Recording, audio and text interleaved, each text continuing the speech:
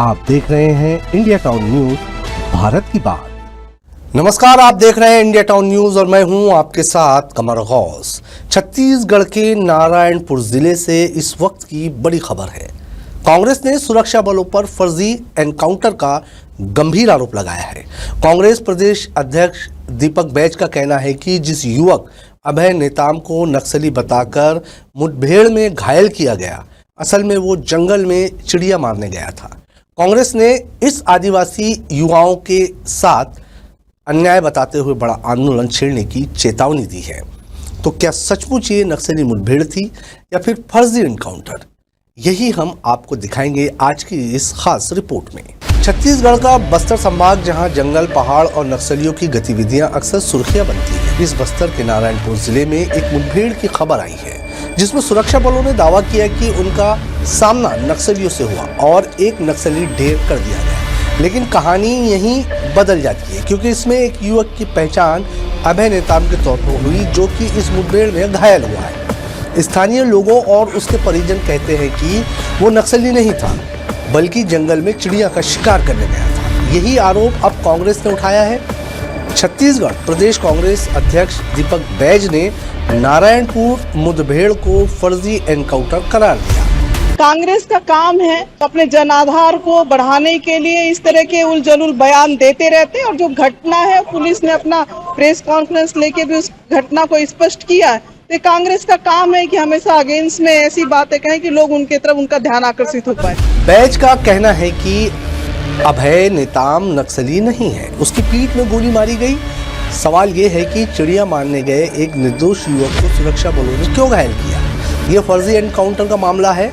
बैज ने आगे ये भी आरोप लगाया कि सरकार और गृह मंत्री इस मुद्दे पर चुप्पी साधे हुए।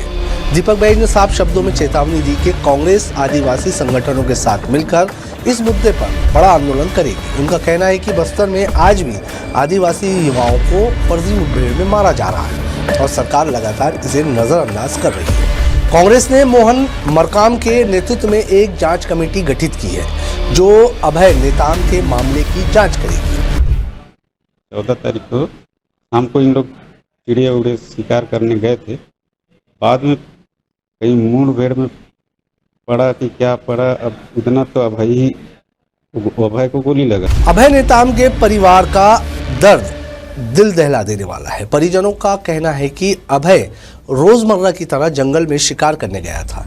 उसके पास कोई हथियार नहीं था, वो सिर्फ गुलेल लेकर गया था। लेकिन वापसी में वो घायल अवस्था में आया और शरीर पर गोली के निशान हैं। गांव के लोग सवाल पूछ रहे हैं, क्या जंगल में निकलने वाला हर आदिवासी युवक नक्सली माना जाएगा? क्या सुरक्षा बल निर्दोष और नक्सली में फर्क नहीं कर पा रही है? इस पूरे मामले में अब तक सरकार और पुलिस की ओर से कोई ठोस सफाई सामने नहीं आई है। सुरक्षा बलों का दावा है कि जंगल में उनकी नक्सलियों से मुठभेड़ हुई थी, लेकिन कांग्रेस का आरोप है कि ये पूरी तरह से झूठा और मनगढ़ंत है। पुलिस और नक्सलियों के बीच में फायरिंग हुई, जिसमें पुलिस को भारी पड़ता देख नक्सली जो है तीतर बितर हो गए, सभी भाग गए। जब घटनास्थल की सघन रूप से सर्चिंग की गई, जिसमें 2 नग भरमार बंदूक, वर्दी, नक्सली साहित्य और कुछ दवाइयां बरामद हुई। घटनास्थल से कुछ दूरी पर एक जो ग्रामीण है वो घायल अवस्था में मिला, जिसको तत्काल हमारी जो टीम है वो तुरंत प्राथमिक उपचार करके जो जिला कोंडागांव अस्पताल में उसको भर्ती कराया गया है।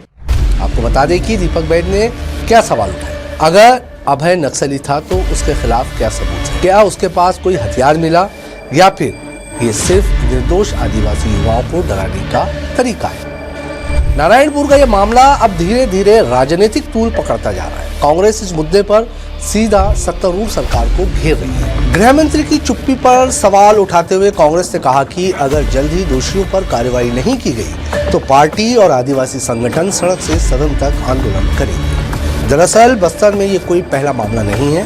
बीते कुछ वर्षों में कई बार फर्जी एनकाउंटर के आरोप लगते रहे। स्थानीय लोगों का कहना है कि नक्सलियों की आड़ में निर्दोष आदिवासियों को अक्सर निशाना बनाया जाता है। कांग्रेस का आरोप है कि सरकार बस्तर की सच्चाई छुपा रही है और यही वजह है कि वहां का माहौल लगातार असुरक्षित बना हुआ है।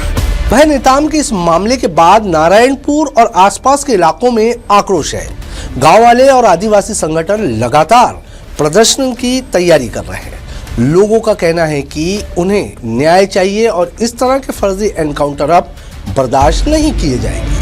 अब कांग्रेस ने इस मुद्दे पर रणनीति तैयार कर ली है। मोहन मरकाम की अगुवाई में जांच कमेटी बनाई गई है।